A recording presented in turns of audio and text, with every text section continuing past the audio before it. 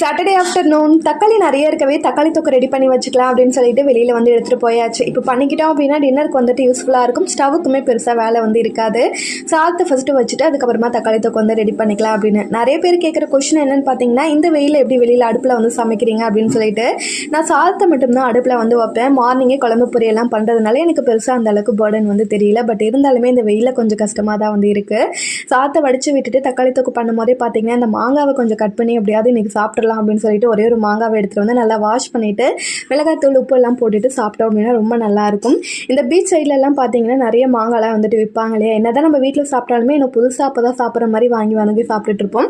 So நான் அந்த மாதிரி தான் எங்கே மாங்காவை பார்த்தாலும் வந்து சாப்பிட்ருவேன். இப்போ தான் சீசன் கிடைக்கும் போதே இந்த மாங்காய் மாம்பழம் அதுக்கப்புறம் நிறைய வந்து சீசனல் ஃபுட்ஸ்லாம் வந்து இருக்கு இல்லையா.